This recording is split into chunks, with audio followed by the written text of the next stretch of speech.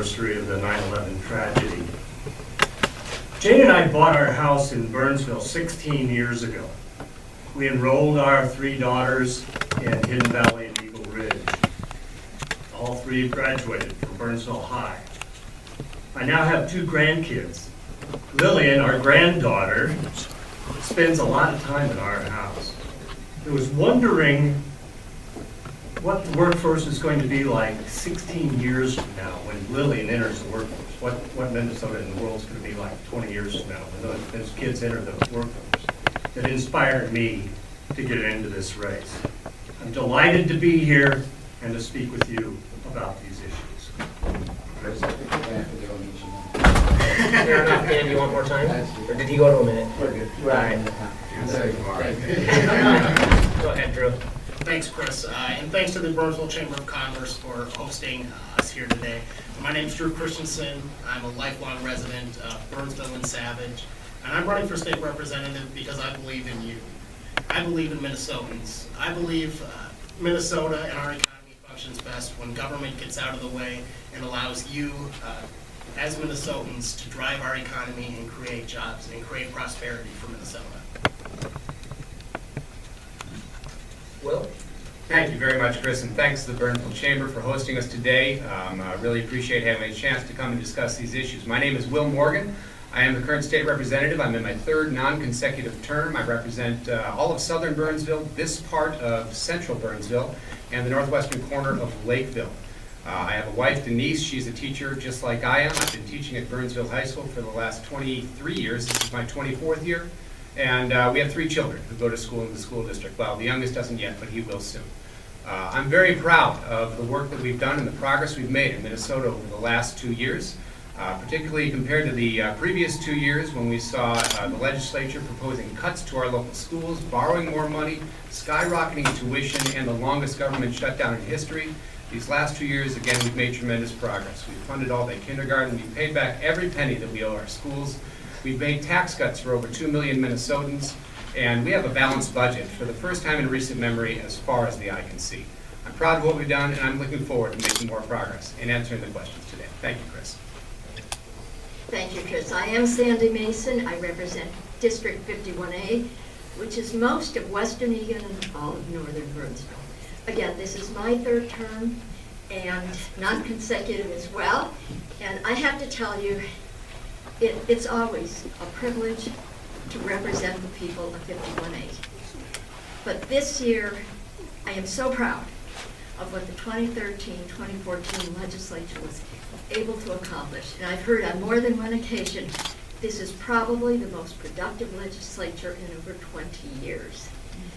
We kept our promises. We did a balanced budget, which meant we didn't borrow from the tobacco fund. We didn't place undue stress on the school districts, and in matter of fact, one of the major things that I'm proud of that we accomplished this past session is the fact that we did invest heavily in education.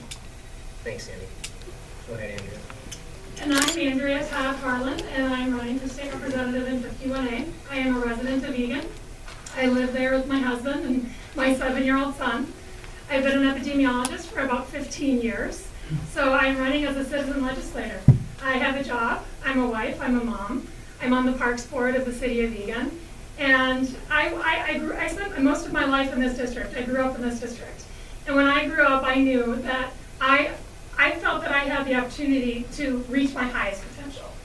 I'm concerned that those opportunities are disappearing for our kids and for our grandkids. So I'm running to ensure that those opportunities can be maintained. Thank you. So we have 6 topics that we'd like to start with, and you guys have all been given the questions. And we're going to start with transportation, and we'll start with Dan. Transportation funding has become a large issue over the last year, heck, over the last decade.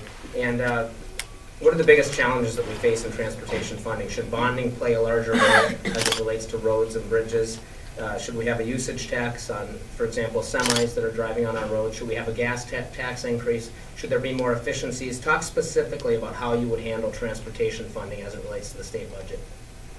We have a quickly decaying transportation system in this state.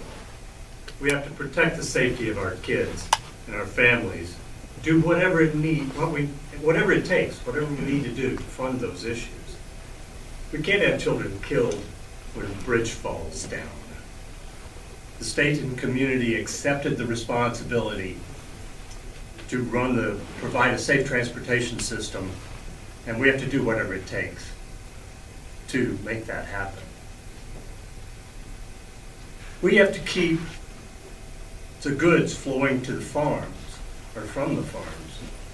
We can't have a delivery system interrupted by a bridge down for 2 or 3 years while it's rebuilt. We in the metro area think of transportation as in terms of commuting, of movement of people. But in greater Minnesota, we think of transportation as movement of goods. Farmers moving goods to the market and producers moving their finished goods out. So we have to think of transportation in a broader context than just the movement of people. Transportation technology is changing really fast. The technology changes fast, but the infrastructure that's built lasts a lifetime. So we got to think about rails, bridges, pipelines, all sorts of communication structures. The transit systems are the way to the future. You got to use rapid transit systems to move people, and bike systems and walking lanes. So I ride the bus often. It's a great way to move people. We got to get out of that idea of the stigma of buses. So at the same time we're addressing, 5 seconds. we have to address our current deficiencies as well as the transportation systems of the future. Thanks, Dan. Go ahead, Drew. Thanks, Chris. The biggest challenges facing our state are deteriorating roads and bridges. And the best place to start is for MnDOT to find efficiencies in their current budget. When we last raised the gas tax in 2008, MnDOT promised to find 15% in efficiencies to help fund roads and bridges in their current budget, and they have not met this, fulfilled this promise. And we need to force MnDOT to fulfill this promise and to find efficiencies in their budget so that we're spending your tax dollars most efficiently. You're getting the most bang for your buck and getting good roads and bridges. We need an efficient and effective MnDOT and an efficient and effective government. We need to prioritize existing funding for roads and bridges. They do much more than move people. Roads and bridges are arteries of commerce. They move people and goods and services and fuel economic growth in Minnesota. Better roads means better jobs. Thank you, Chris. I was in office in 2008 when we passed the last major transportation funding bill. I supported the position of the Chamber of Commerce that had been developed over time, worked with the counties and the cities all over the state to come together and pass a transportation bill that could have bipartisan support. I hope we can do that again, but it's going to take the work of a lot of people. The most difficult thing about passing a transportation bill is the regional divides. Greater Minnesota wants one thing. The core cities want another thing. The suburbs, the outer suburbs like here in Burnsville and Lakeville and Savage, we want something else. You can't have 3 different transportation bills. You've got to have a bill that everybody can agree to and people can get on board with. And that's going to take the legislative leadership, the governor sitting down with the chamber, the labor leaders, the counties, representatives from the counties and the cities to find a bill that we can compromise on. We did it in 08. I think we can do it again. It's going to be a priority for me, and I'll work hard towards working together to find that compromise that can get that done. My turn. I am the Vice Chair of Transportation Policy. I also sit on Transportation Finance. So probably the biggest disappointment of this past session was the fact that we did not pass a comprehensive transportation bill. And I'm really excited. I think we will be able to do it next session. But again, as I'm walking and talking to people at the doors, I'm asking them for their support. You need to talk to every legislator. You need to talk to the governor, that you are willing to support this. The other day, a gentleman said, well, he doesn't want the gas tax raised. And I asked him why. He said, because then it goes into the general fund. And that's not true, folks. That's why I'm comfortable raising the gas tax, because I know that money is dedicated for transportation. So that to me it's a starting point. In 2006, as Will said, when we did the 2008 bill, we wanted to do a 10-cent tax, but we couldn't. The best we could do is 5 cents. That still doesn't get us to where we need to be. We need to do other issues as well. And again, the same man that didn't want what the gas tax said, he would be willing to accept sales tax going towards transportation. I think we can do better than just always passing a tax to pay for our roads. I think if we look at where our money is going in MnDOT, if we reduce our overhead and put our money into roads, we don't need to be constantly raising taxes on our taxpayers. And I also have been door knocking, and I like to ask people about what their thoughts are on transportation. And time again, I hear, well, you know, I see these trains that we spend billions on, and they're empty. How can we do better? So what I talk to them about is, imagine, as we have these plans where we're spending billions of dollars on fixed rails, on trains. And so I say to them, imagine if in 1988, we spent billions building out our telecommunications infrastructure. And then along in 1991 came this thing called the internet. And we just spent billions of dollars on an infrastructure system that was supposed to last us 25, 30, 40 years. And it just is gone in a minute. We need to make sure that our transportation systems are moving our people and our goods where we have population centers, where our workforce lives. And I think bus rapid transit and other options besides just the fixed rail, lower cost options need to be looked at. Thank you. We're going to turn to healthcare, and we'll start with Will. Healthcare is obviously on everyone's mind as the federal healthcare bill starts rolling out to the states. Some states have opted to exchanges, some have opted out of offering exchanges. Minnesota actually had a pretty good system with MinCare in place. We have to acknowledge that the healthcare bill is law now, and as state legislators, you don't have the option to repeal Obamacare or the healthcare bill, and that's the reality that we live in. And so the answer cannot be we need to repeal the healthcare bill, because that's not within your power as a state legislator. The bill is law. You are state legislators. We have MinCare, which was a good program. We have the exchanges. What is the solution going forward to being more efficient, being more cost conscious, and providing healthcare to Minnesotans? Go ahead, Will. Thank you, Chris. Let's remember that there are some good things that we've seen happening in healthcare over the last year. Our uninsured rate dropped by over 40%.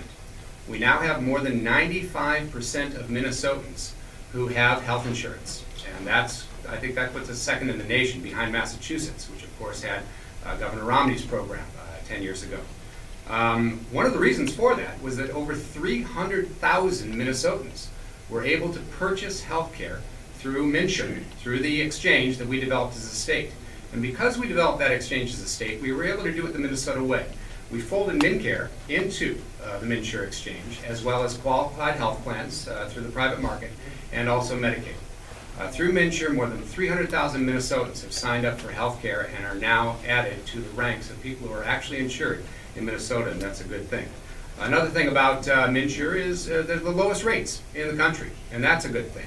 If we had neglected to do MNsure, if we had just let folks in Minnesota go into the federal exchange, which was the option, that was the other option, people would be paying more. People who had enrolled through the federal government's health exchange would have been paying more. So we've saved Minnesotans money by establishing MNsure. Now, were there some problems with the rollout and some technical issues and some privacy issues? Absolutely. And those issues have been addressed to some degree and need to continue to be addressed. So we need to look at what the problems are. We need to fix the problems. But what we cannot do is go back to the time when health insurance companies called all the shots. They could refuse to cover people because of a pre-existing condition. We don't need that. We can't go back to the time where they could cut you off of insurance as soon as you get fixed. That's not good for people. So we've got to continue to move forward, fix the problems, and make sure we have affordable coverage for everyone in Minnesota. Okay, what I would like to do first is take issue with your question, because again, when I'm talking with people, the healthcare is not coming up a whole lot. And what is coming up are the people that are really excited about it. To be fair, though, healthcare is a huge cost burden on the state, so that's why it is an issue, even though the constituents might not say it's an issue. It's an issue indirectly into their pocketbooks, et cetera. So I think that's probably where the question was more geared towards. Okay, and I appreciate that. Yeah. But again, I cannot tell you how many good stories I hear about people that have health care now, and in some cases, they are saving hundreds of dollars, so there's a lot of good things. Going back to the rollout, and we knew that there was a possibility that there was going to be some problems with technology, and unfortunately that did come through. But they have been working on it, and there's no doubt that still needs to be addressed big time. But overall, the policy is good, and so we just need to be looking forward to making it a better place. And I do want to piggyback on one thing that Will said. With people having more health care, or better health care now, they're not going to the emergency rooms, which cost us a lot of money. So there's a number of savings in what's been happening. So we just need to be looking forward. But that's the same with any legislation. Nothing starts out perfect.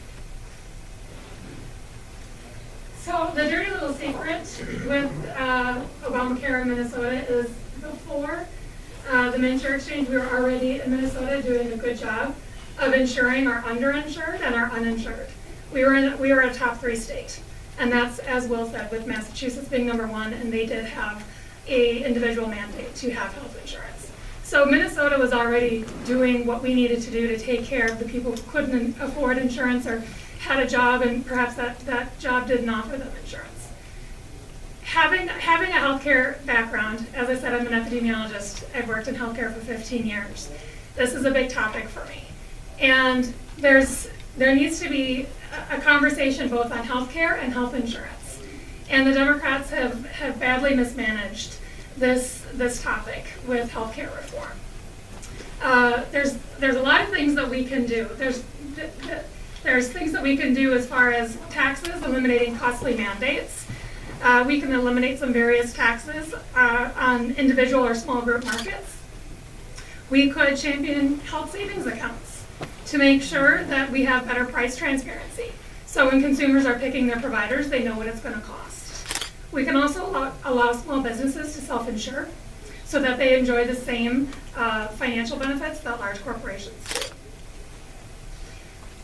So we need to be talking about health care and health insurance. And unfortunately, we've only been talking about health insurance, and there's nothing that we can see so far that tells us that this is reducing the cost of our health care, because people are seeing their premiums go up, and it is nothing that we can see that's telling us we're getting better results, better outcomes. Thank you, Andrea. And Roz, we'll have you answer the healthcare question, and then we'll circle back to the next question. Healthcare is a big issue. We're having a rollout of the federal healthcare bill. It is law as a state legislator. You can't repeal the federal healthcare bill. We had MNcare, which was a great program in Minnesota that insured a lot of folks that wouldn't be insured in other states. It's a concern to business on the cost side. The constituents might not have the same concerns, but businesses certainly have had that concern. What is your approach to making it more efficient, working with the exchanges that have been set up, et cetera? Thank you. Minnesota has been the epicenter of the lowest cost and highest quality healthcare system in the nation. And so we did a lot of things right, and I agree with Andrea. It was a lot in the healthcare system itself that we created those efficiencies. And since the enactment of MNsure, which is obviously Minnesota's version of Obamacare, we've seen a $160 million taxpayer website that has had many issues. It doesn't work properly. And now we're seeing that premiums are coming up as high as 49% increases to some individuals with 200% increases. So clearly, I believe that we're heading in the wrong direction. And I think that what healthcare providers are saying now is we don't want to go backwards, we want to go forwards to reduce those healthcare costs. So we need to incorporate the experts in the healthcare industry to help us find those solutions, and they weren't really a part of the process in the initial steps. So we need to include those people and to help fix the website and incorporate market-driven decisions to help reduce those costs. Yeah. 300,000 Minnesotans who didn't have coverage before now have it. That's a success. It's anything to remedy the stopgap. The coverage under MNsure ensures that you will not go broke if you get sick, because it eliminates the lifetime maximums. The rollout of MNsure was a mess, for sure. I've been involved in IT a long time, over 40 years, and helping businesses and government agencies implement IT. And I could have told you it was going to be a mess, because the legislature passed the funding to do the development just 6 months before it had to roll out. It's going to take 2 years. It takes 2 years to do that kind of work. And it wasn't funded. MNsure gives small businesses a big leg up in recruiting talent. A small business through the exchange can get coverage for about the same price that a big self-funded corporation can. So that's just one of the ways the legislature has helped small business. Thanks, Chris. You know, the problem with that 300,000 number that we're throwing out, new people that have received health insurance through MNsure, is that most of the people that now have health insurance through MNsure previously were covered under what Chris said, the Minnesota Care, which was a great program. Minnesota had a great system for healthcare. We covered people that were in need. We covered our most vulnerable citizens, and that was a good thing. So I think part of the problem here with throwing out this number that people that didn't have health insurance before and now do is that most of these people did have health insurance before. We did take care of them. The government did take care of them. But now we're just spending additional money to do it. By 2016, the MNsure website and infrastructure alone will have spent $330 million without spending a single dime on actual health care. I think that's a problem. I think we need to bring our system more in line with, like what Chris said, with Minnesota Care, with what we had before, and we need to fix MNsure. We need to fix Obamacare in Minnesota, and I think we need some oversight. In this last legislative session, that when all the problems with MNsure were coming out, Republicans over and over again wanted to talk about MNsure. They wanted to talk and provide some oversight to some of these IT problems and all of these problems that were going on in time and time again under DFL control. They were not allowed to talk about that. And I think that's why we need balance in St. Paul. We don't need one-party control where they can silence the opposition. We need oversight and we need balance in St. Paul. Thank you. Does anybody know the number of that 300,000 that was on MNcare that went to the exchanges? Because it is a shift from government subsidy state program to private insurance within the exchanges. Does anybody know that number? No. Speak into the mic, please. Excuse me? Oh, I was just addressing the 300,000 number and how many of those folks were on the government subsidized state program and now are in the private exchange program, which is indirectly subsidized through tax credits and other means. But it is an issue that is brought up quite a bit. We're going to shift to tax policy now. We're going to start with Sandra. We have a fourth tier on the personal income tax rate now that makes us one of the top taxed individual states in the country, and a lot of the businesses of the chamber and the small businesses around the state are conduit entities and they get taxed individually, not at the corporate level. We also have one of the highest corporate tax rates in the country at 9.8%, which the corporations, the large corporations, feed those small businesses. So a lot of the small businesses do work for larger corporations. And so it can hinder larger corporations coming to the state, which also feeds small business growth. There's a projected surplus. Is corporate tax reform at the income tax level going to be a priority this session here coming up in the winter? Should it be an election issue? And what do you specify as reform that might attract businesses to the state in terms of tax reform and the high taxes that we do face as businesses? Okay, and again, that is something that I've heard before, but looking at the surveys and most polls, Minnesota is doing quite well as a business environment. Both within the Midwest and also at the national level. But there is no question that we still need to be doing more to help the businesses and keep the jobs here, and also attract more businesses as well. And I think, and that's one of the reasons, for instance, where I think the investments in schools was so very important, because we want to ensure that we have a really good workforce. So that, I think, is a good that's a good use of taxpayers' money, is where we spend it on education so that we can have the workers. We also did a number of programs this past session to help small businesses, to also help them get in extra people to, how would I put it, maybe ensure that if they hired somebody that needed training, that they could get some help with that training. I think that's a good thing to do. But no question, I mean, we need to still be looking at tax reform, but to pick one thing out without balancing on something else is a little bit difficult. And I think we've tried a couple of things over the years, and we haven't done it in a comprehensive way. So I think we need to look forward to how we're going to, what we're going to, if we take from one place, where are we going to get the extra money from? To me, if you can remember one thing about this question, this conversation, is that this affects Minnesota moms and dads. Minnesota moms and dads who operate their own small business and file their taxes as a pass-through through their business, and they're getting hit with this higher income tax property or income tax rate. Our commercial property taxes are, as Chris said, our corporate tax. We're hitting our businesses so hard in this state. Personal story, I have two very good friends who are moving out of the state in the last 3 months. I've got two close friends who are solid middle-class people. They're well-educated, they love Minnesota, they pay their taxes, and they have more professional opportunity outside of this state than they do here.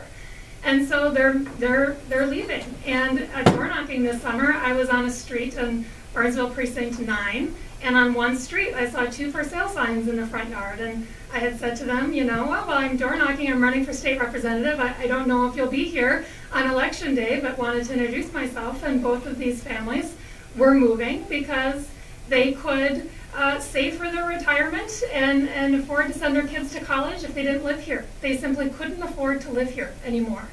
And so these things affect us all the way down. This isn't just businesses, this is about moms and dads too, and families being able to afford to live in Minnesota. And we need to empower our middle class, we need to keep our middle class, and this question is a direct result of that. About 3% of the LLCs and sole proprietorships in the state report more than the $250,000 that puts them into that 4th tier. It's a pretty small group. S corps and sole proprietors and LLCs are required to use cash-based accounting. So that means they probably expense some of their capital expenditures. That moves, of course, that's a disadvantage. This is the only disadvantage I see here, is that it means that something they expensed last year is now taxed as income, where it might be depreciation in another instance. It's taxed as income in the current year. We'd like to help small businesses who are good corporate citizens, who pay taxes and pay their employees a living wage. Those that participate in the economy and donate time and money to community charities. Perhaps there's some sort of a tax credit for adding to your employee base. Perhaps there's some form of investment tax credit that could be used. I graduated from college in 1974, right into the wage and price freezes of the Nixon administration. As an economist, I've studied and lived through and observed lots of ways to address the situations. I think I can be the guy to work with small businesses to implement some form of relief. I think it's very important that we can provide tax relief for our small businesses. And like Andrea said, for Minnesota moms and dads, this isn't just a dollars and figure type of thing. And these aren't just businesses. It hurts us to just think of them as businesses because so many of these things, it's passed through income, it's moms and dads, it's our friends and neighbors that are having to leave this state because of our tax climate. I think there's a lot of different things that we could look at to address this problem and to relieve some of this tax burden, but I want to talk about 4 of them. One is to freezing or reducing or eliminating the statewide property tax on commercial investment property. Another is subtracting a certain amount of active business income from taxation. Another is subtracting a certain amount of active capital gains income from taxation, or a max flat rate for active capital gains. Another is exclude building valuation increases due to new construction or refurbishing from the statewide property tax for 10 years. And I think what this would do is this would encourage people to invest in their businesses, to invest in their employees, and to invest in Minnesota, to create jobs and to employ Minnesotans. That'll power our economy and power and create prosperity here in our communities for our moms and dads, for our friends and neighbors. Thank you, Chris. When your job is to balance a budget, you have to think very long and hard about both the revenue side and the expenditure side of the budget.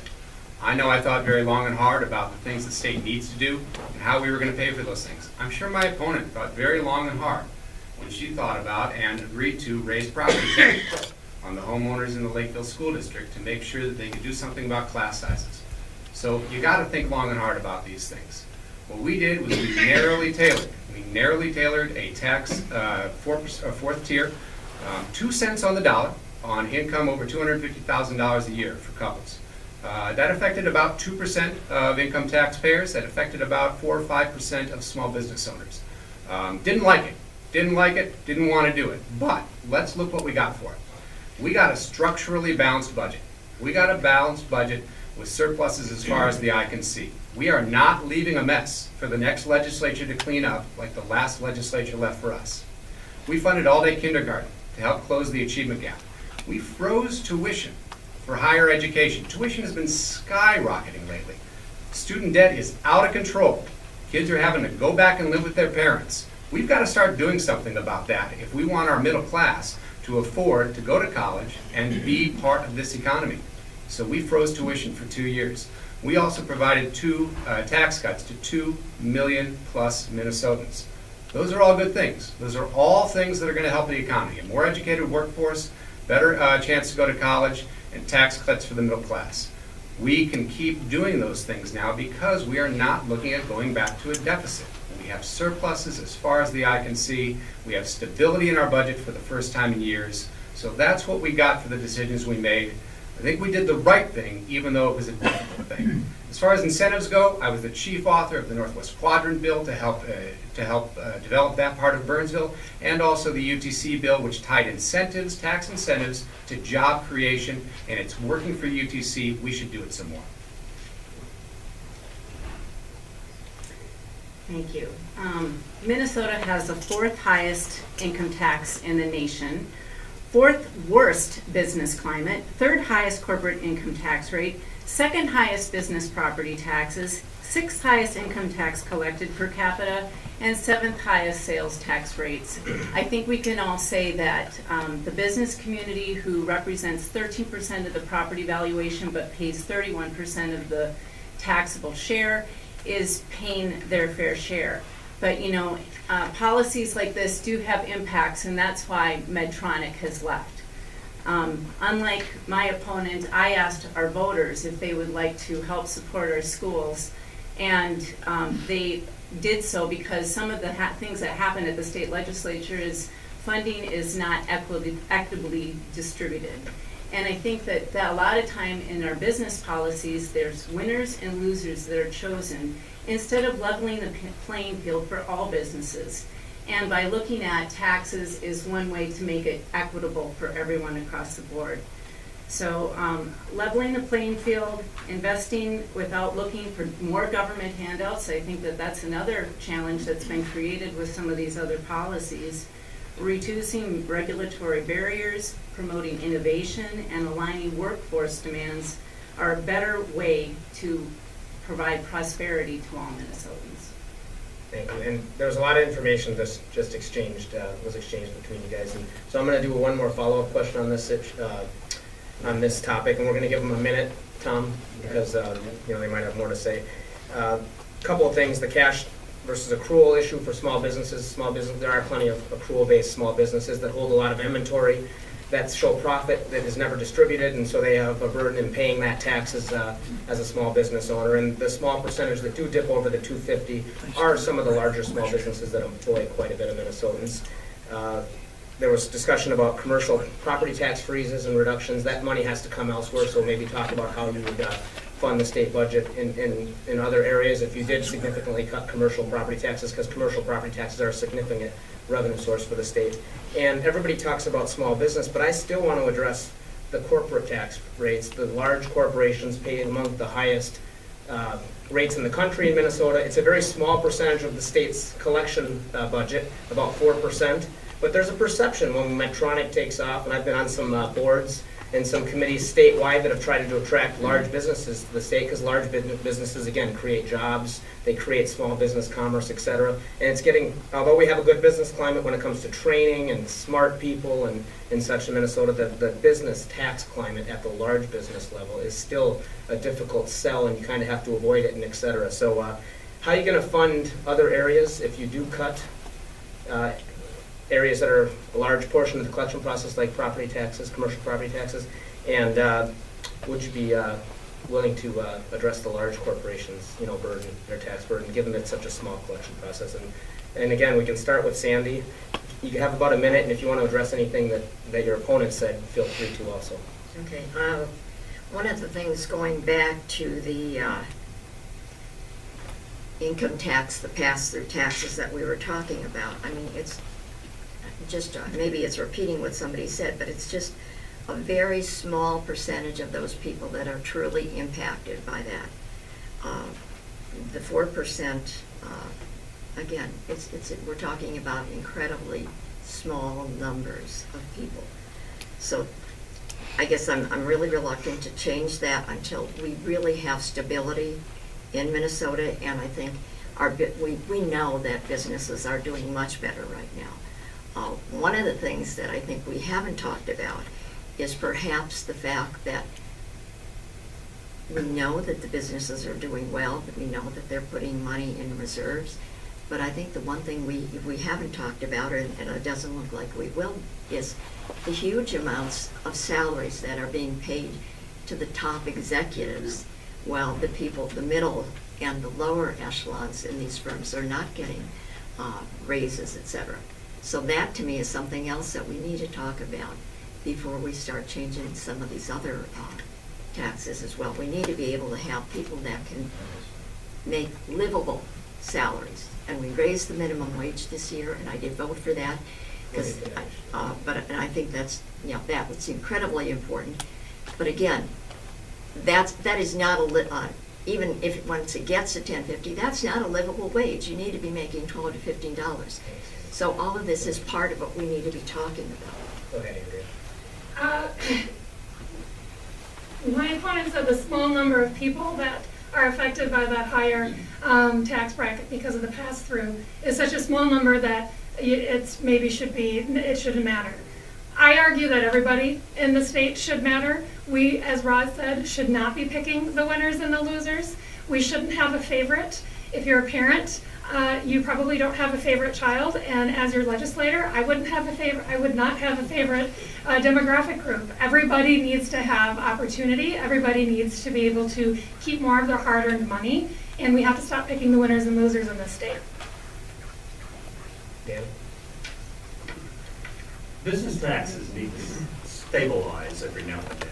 We've just bounced through a big change in business taxes 2 years ago, and a year ago the legislature fixed some of the things that were done wrong.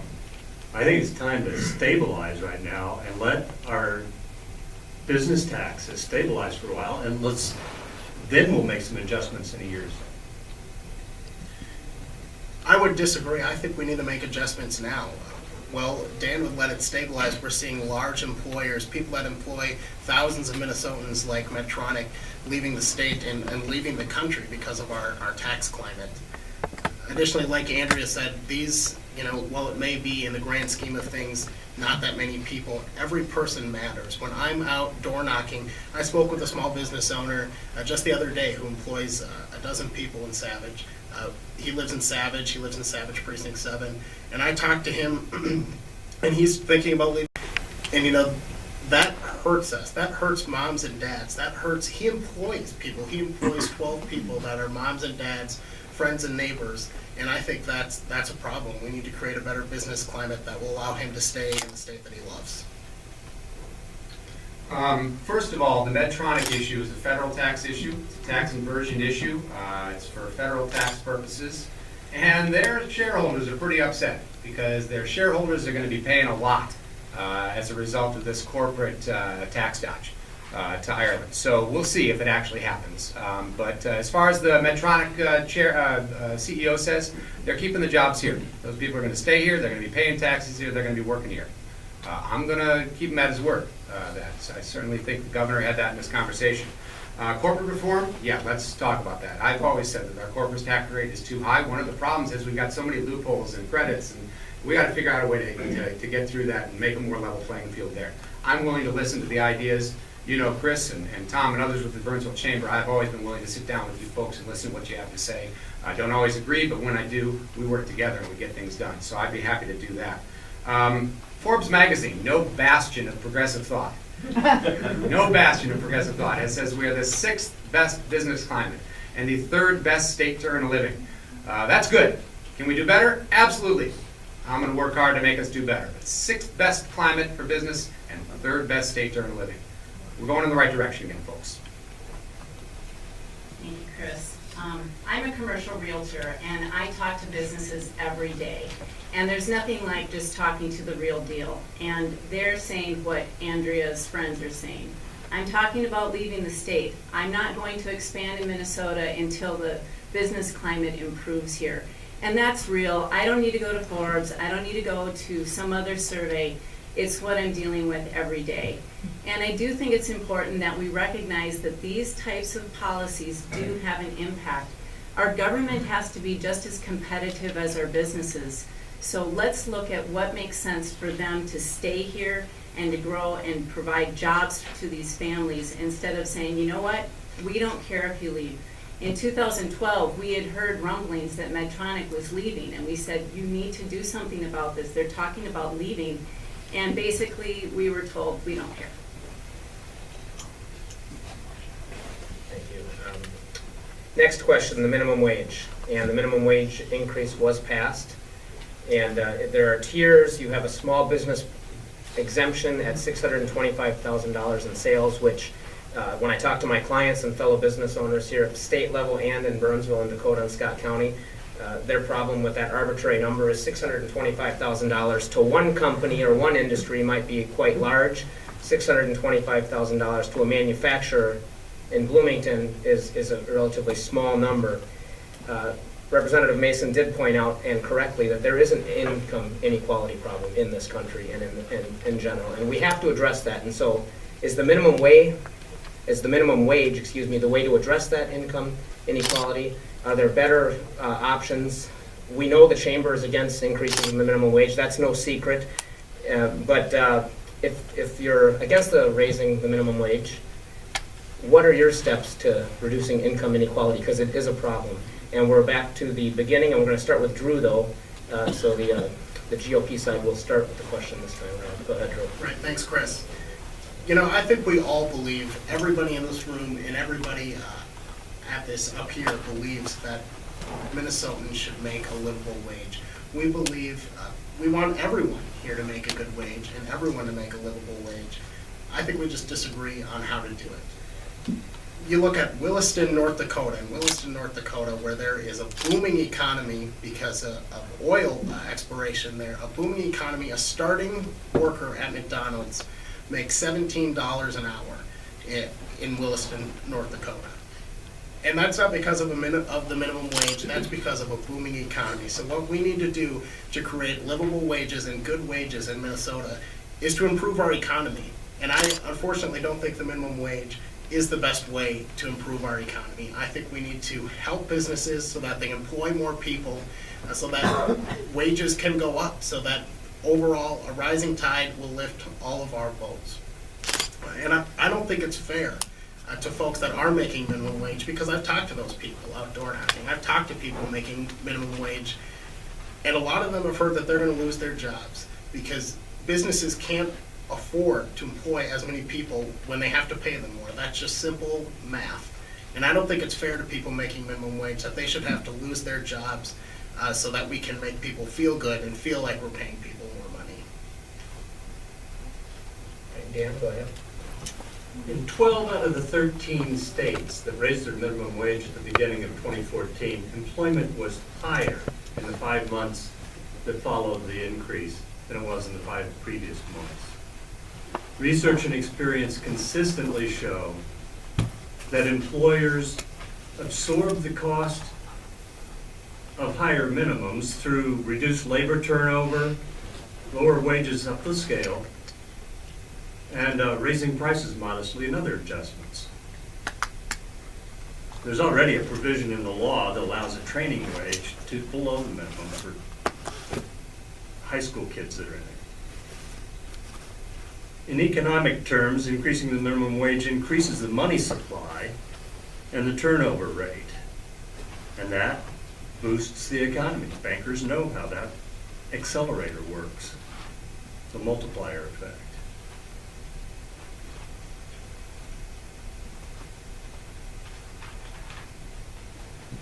If you're running a business in a business model that requires you to send your people home in poverty, you ought to be ashamed of yourself. You're asking the government to subsidize your bottom line by assisting your employees with food stamps and housing subsidies. You're asking your community to donate clothing and food and money to shelters and food banks and thrift stores. Let's all invest in Minnesota. Pay your employees a living wage. But my competitors who don't pay that wage will have an advantage, you say. Well, that's why we have a minimum wage law. Okay? So as Paul Wellstone said, we all do better when we all do better. Will? Oh, no, Ross, thank you. Yeah, we talked about this. Yeah. Okay. First, I want to echo everything that Drew has pointed out. I think that there's some real truth to that.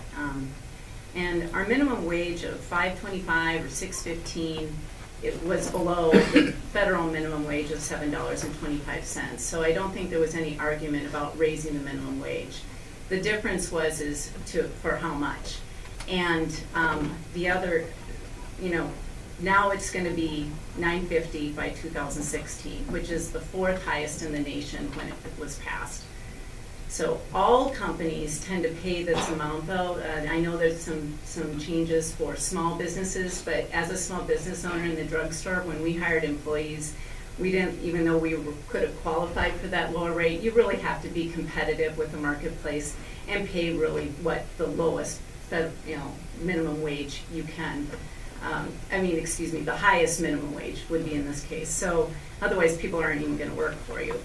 And now it's tied to an inflationary figure that can only be controlled by a bureaucrat. And I think that putting minimum wage on autopilot is a concern. The other concern I have is that most of the people that are at minimum wage are high school employees. They don't have the training behind them, and businesses have to put a lot of resources into that employee, and it would be more enjoyable, I think, as an employer to give that person continual bumps to raise up to a higher wage, because it's a little bit more rewarding when you can get a bump in there too. And that we lose that ability and the flexibility as a business owner when it's already predetermined for you. And then businesses also end up adjusting the way that they do business, like, for example, restaurants using iPads and firing those servers instead. So I think we have to look at the impact of how these policies affect the ultimate legislation. Most of the people making minimum wage are not teenagers. Most of the people making the minimum wage are adults. A majority of the people making minimum wage are women. The majority of people making minimum wage are women. And women's economic security is families' economic security. Minimum wage people spend almost every dollar they make, and they spend it locally, and that helps local economies, and that's good for business. If you go back to 1968 and look at the minimum wage then, and move it forward to today's dollars, it would be about $10.50. So even 2 years from now, we'll be behind where it would be now if you had adjusted it for inflation. I think we took some very modest steps. I think there was a lot of conversation about this over the last 2 years. Businesses were involved, the resort owners up north, the restaurant owners are involved. And I think we took some very modest steps to improve the minimum wage. Now, I will say this. Historically, when you look at this, the minimum wage has been increased in a bipartisan way. The last time Minnesota raised its minimum wage, it was a Republican House and a Republican governor who passed it and signed it into law. I think that's a good thing. The last time the federal government raised its minimum wage, it was a Republican president who signed the bill into law. We have always done this over time, from time to time, raise the minimum wage, because we know not only is it good for local businesses to have these folks with more money to spend every week, but it's also good for there's fewer government expenditures on food stamps and housing subsidies and the other health care subsidies that we provide to people who are making poverty level wages. And the minimum wage is still a poverty level wage. So I'm proud of that. I think we did the right thing. I think it's moving forward. We're going to have to continue to take a look at things, and I think we're in a good position moving forward. Thank you. And this is where we differ, is because I don't want my people in Minnesota, the people of Minnesota, I definitely don't want women just to get by. I want them to thrive. Even if we did have $15 an hour minimum wage, a Starbucks coffee costs $5. So I want them to thrive, and I want us to do things in our state that don't keep people at minimum wage jobs for an extended period of time their whole life. We want our Minnesotans to thrive. I think that there's no doubt that there was this conversation for minimum wage, increasing the minimum wage was overdue, as Roz said. We were below the federal limit. However, it was done rather hastily by the Democrats at the legislature. An example of this is the automatic escalator, whereas the minimum wage would go up with inflation. As you know, a lot of businesses, their revenue does not go up as inflation goes up. So this puts them in a tight corner. So when we talk about attracting talent, I was getting my hair cut the other day. And I asked my hairstylist, I said, what do you pay the person at the front counter? And he said, you know, if I want someone who I can really rely on and make sure that, you know, that they're good at their job and they're reliable, I really do need to pay about $10, $11 an hour.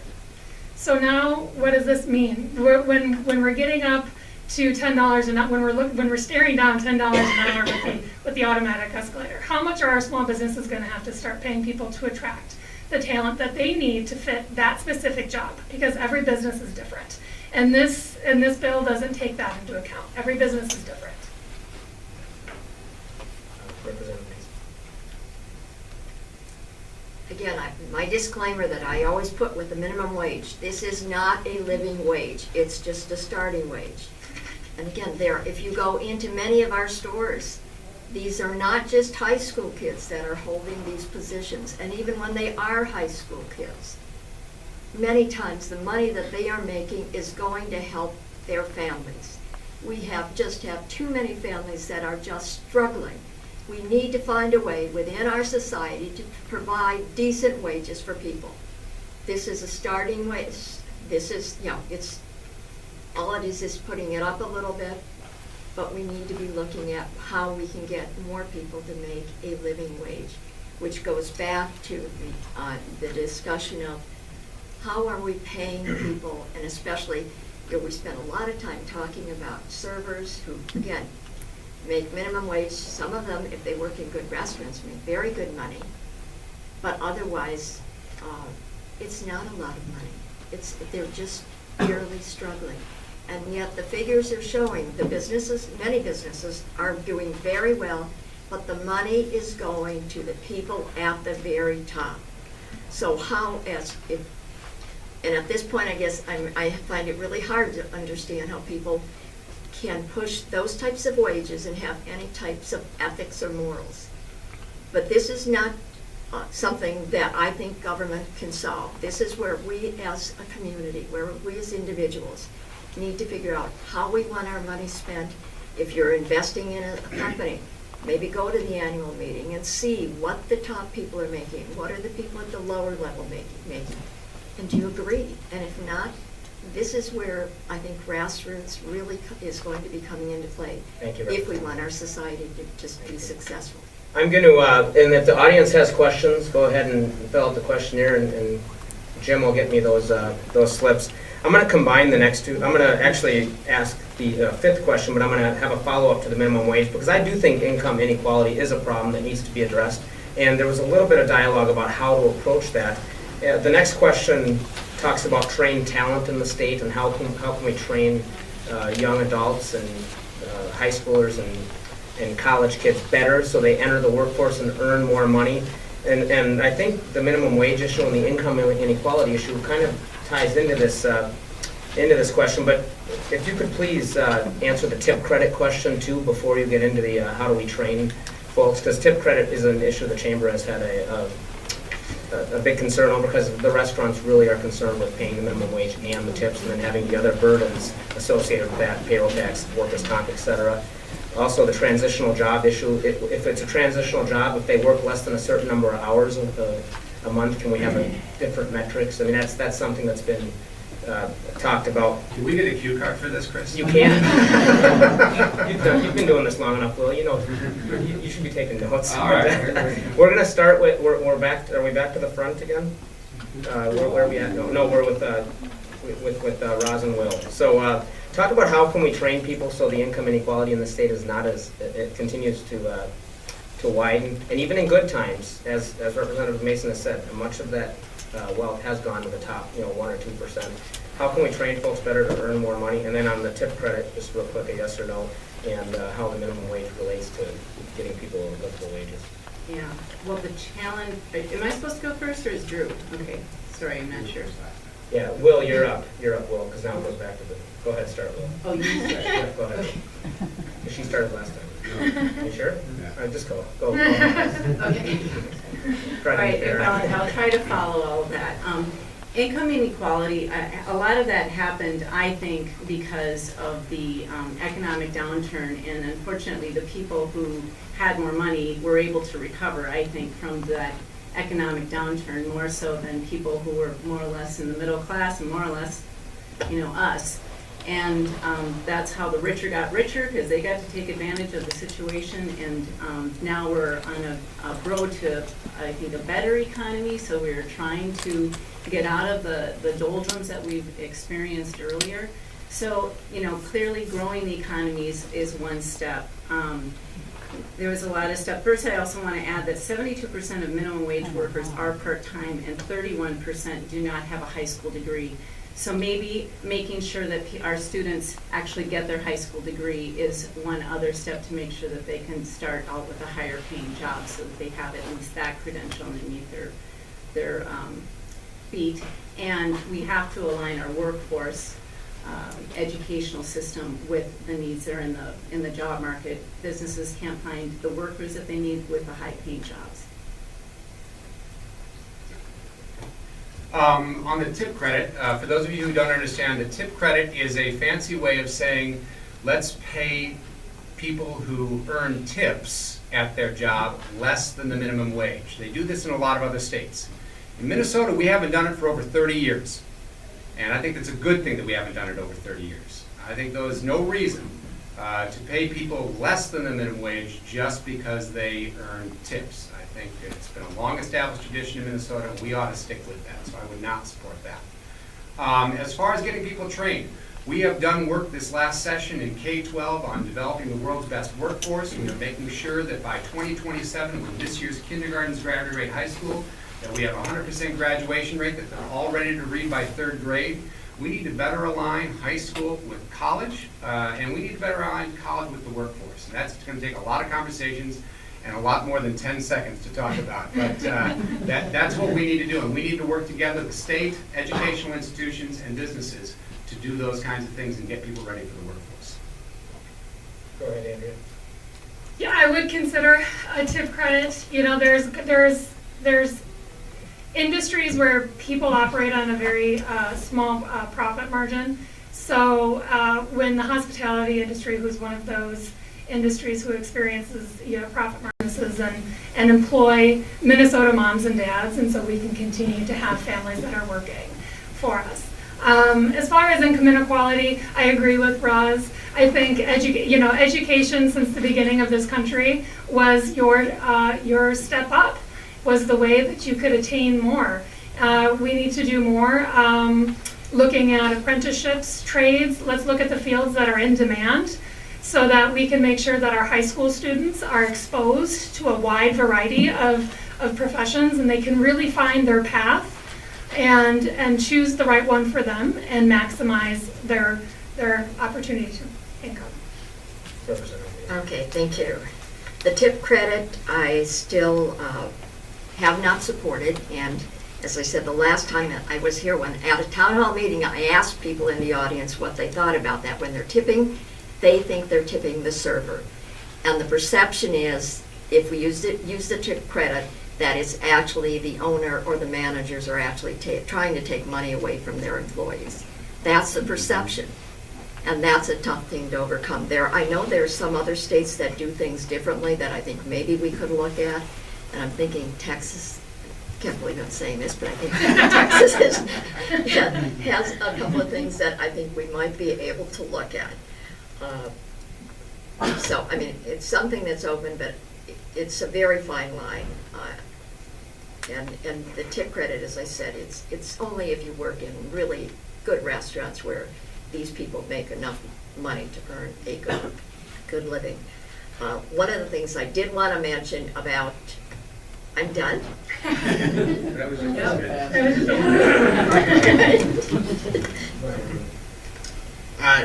I would also be willing to look at a tip credit. I think we need to be smart about looking at how businesses work. Not all businesses are the same. Not all ways of compensating people for their work are the same. And I think like Andrea said, some businesses are on a very tight profit margin. So I do think that we should look and be smart about it and look at tip credit.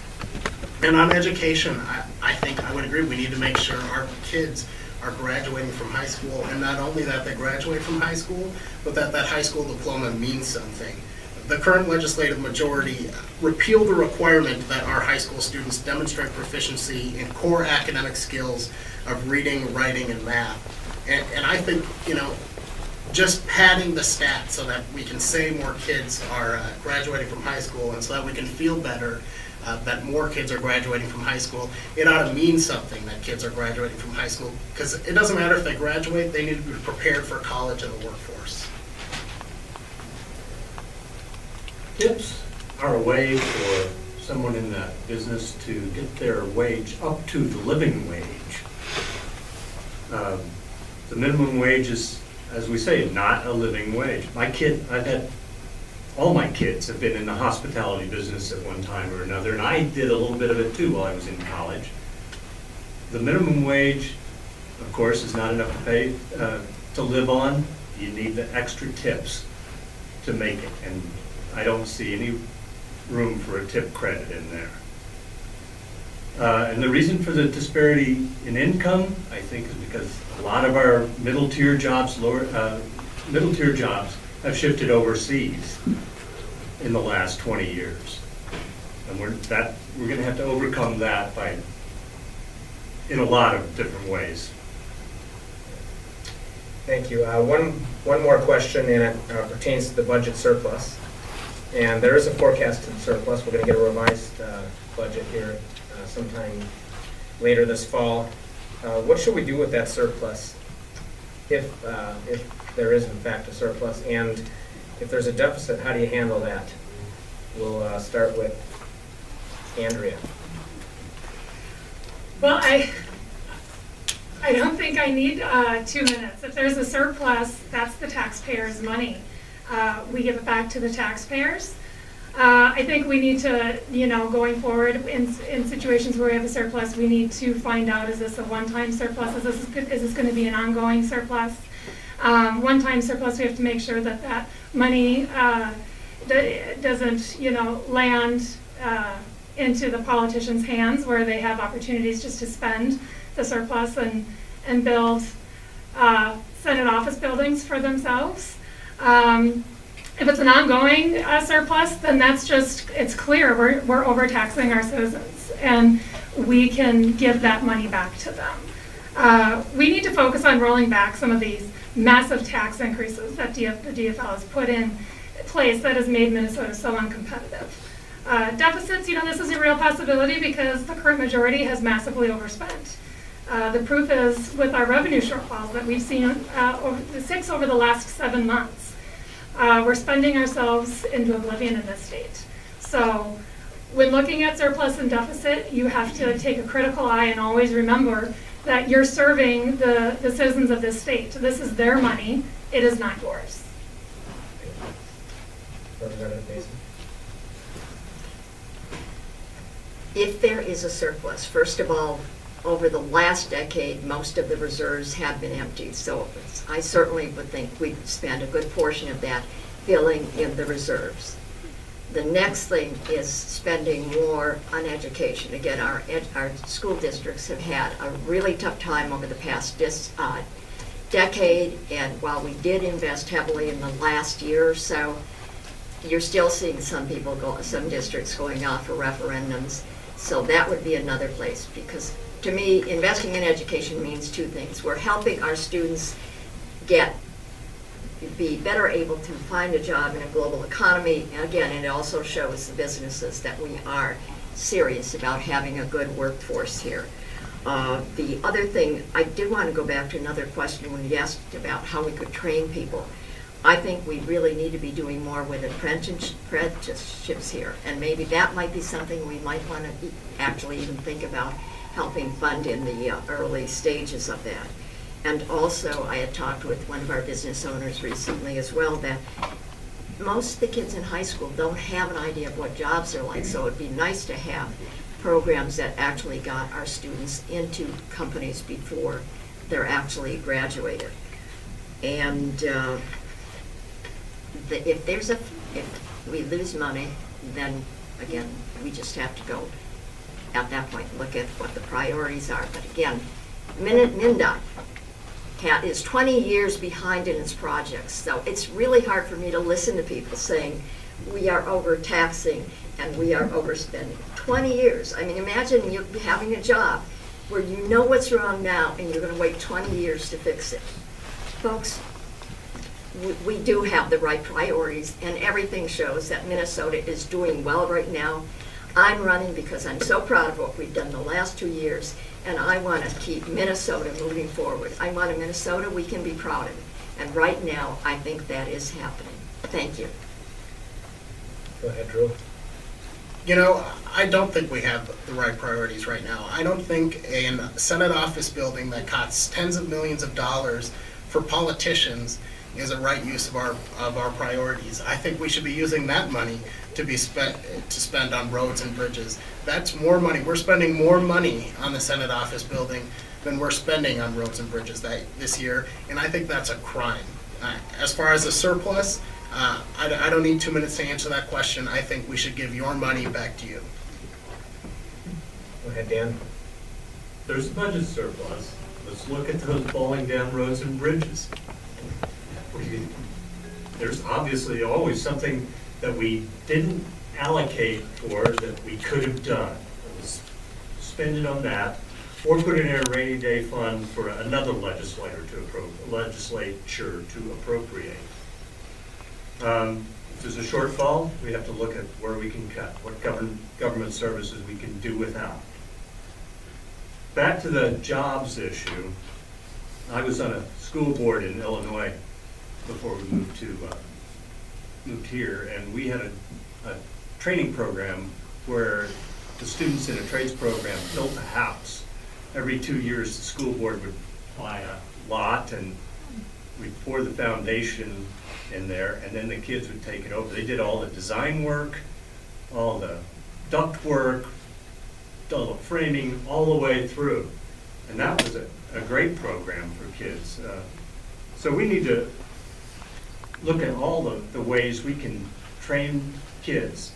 Even when I was in the trades, the unions were a big part of that building. But even if those trades that are coming up now where there's not a union, there's professional people that will be really willing to help. Where I did my master's degree, all the profs were researchers at AT&T Bell Labs, which is right near there. Are you asking your employees to teach as well? So I'll work with business to try to facilitate the development of those kinds of programs. Go ahead. Thank you. The budget forecasts that have been coming out for the past several months have all been under the February forecast. And that is a concern in our fragile economy.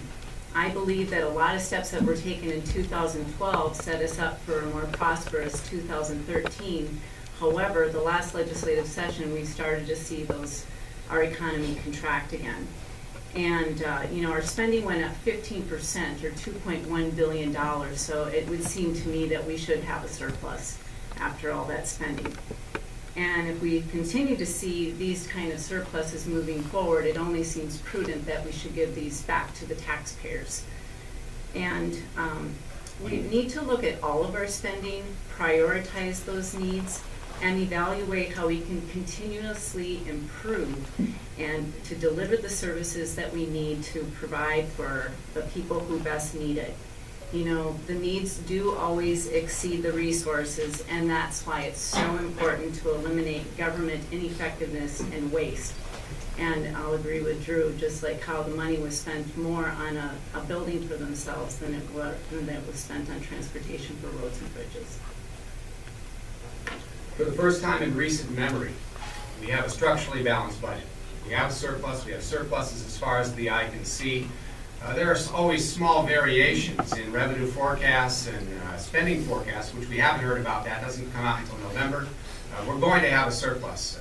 We made sure of that in our responsible budget that we passed in 2011 and the supplemental that we passed in 2013 and the supplemental we passed in 2014. Still, regardless of the surplus, it's responsible to go through the budget line by line and look for programs that are not efficient, look for programs that are no longer serving the purpose that they were designed to serve, and get rid of them.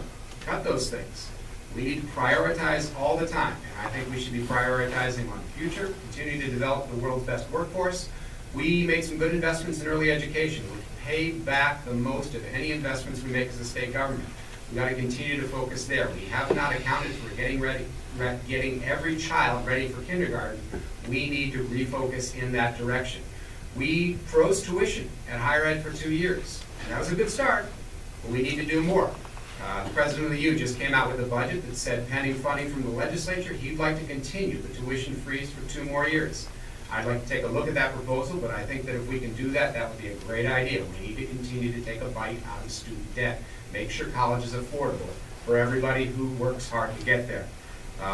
We should look at middle-class tax cuts. Absolutely, we've made great strides. More than 2 million Minnesotans got tax cuts in the last 2 years. We should continue to see if we can do that and grow this economy from the middle out. Those are the things that I would focus on. Greater efficiencies and investing in what really matters, kids and middle class. Chris, we're up against a pretty hard deadline here, so I don't think we're going to have time for audience questions. Well, I think what we'll do, one of the audience questions talks about your personal experiences, your education, et cetera, as to how that would relate to you being a successful legislature. So we'll do 1 minute closing remarks, and maybe you can tie that in to those remarks and just talk about your own areas of talents and education and life experiences as we close this forum. So Dan, we'll start with you. And we'll go 1 minute for each of you. The government is us. We are the government. The purpose of these elections is to have a legislature that reflects the community. I think my stance and my issues reflect the position in the majority of the people in Savage and West Burnsville. We need to be looking long into the future. And as we do that, it's going to be experience and wisdom gained from experience that helps make these decisions possible. I look at my granddaughter Lillian and wonder what Minnesota is going to be like 20 years from now when she grows up, and what are all the kids of Minnesota. Will we have the infrastructure to attract jobs? Time. All these things are wonderful. All these things we talk about. All of us want to do wonderful things for the state of Minnesota. We just differ in how we do it.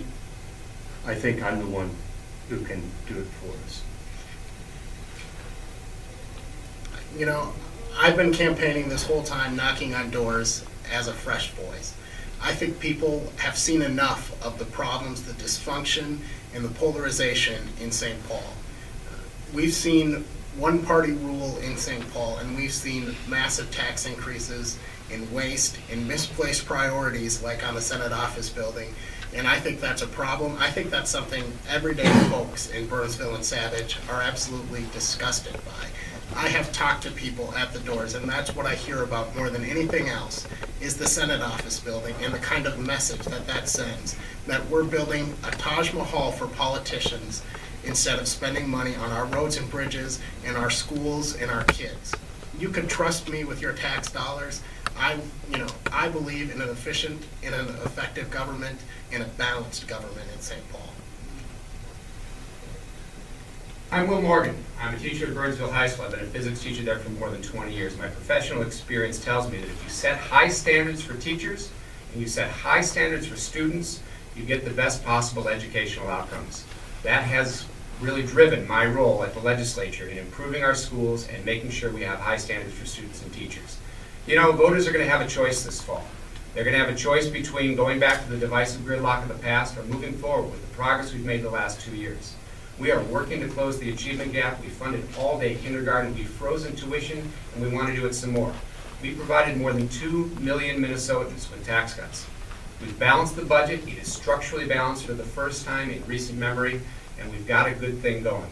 So I hope you'll support me and my efforts to work together with people on both sides of the aisle. I've heard people up here talk about one-party rule. Almost 95% of the bills we passed into law these last 2 years had bipartisan support. That's when Minnesota works best, when we listen and work together, and I hope to go back to the Capitol to continue to do more of that. Well, thank you to the Burnsville Chamber for providing this forum and the City of Burnsville for hosting. I'm a mom, I'm a small business owner, and I'm a lifelong Minnesotan who really cares about our state.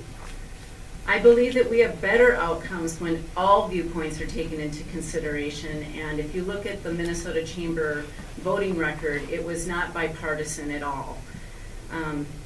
The Senate's not up for re-election this year, so the only way to truly bring balance is to have control at the House with the Republican Party, and we can provide all voices so we have better outcomes. We've heard some of the issues that have really negatively impacted our business community, and we're all connected. And that's why it's so important that we make sure our legislators understand the big picture. The solutions cannot always be taxes and spending. So we want an effective and efficient government, excellent schools, and health care that's affordable, that works, and promote the quality of life that we all expect. I ask for your support and vote on November 4th for Roz Peterson. I'm Sandra Masin, and I am running for 51A, and I would sincerely appreciate your support.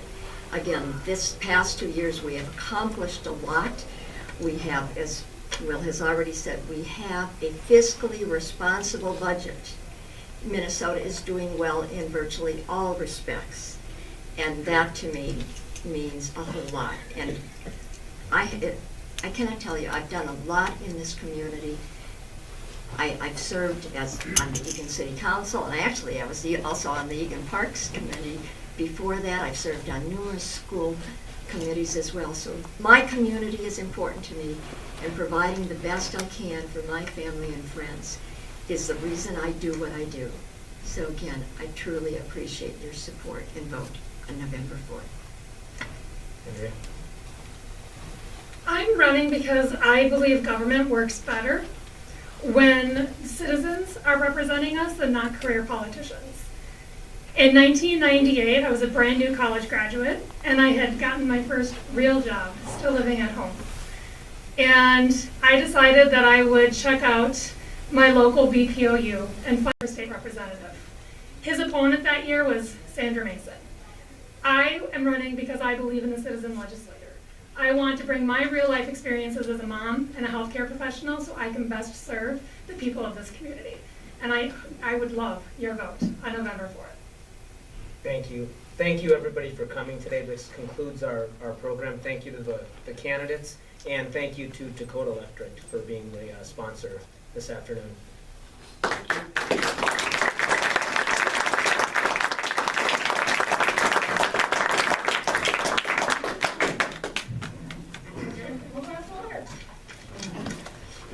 Sorry.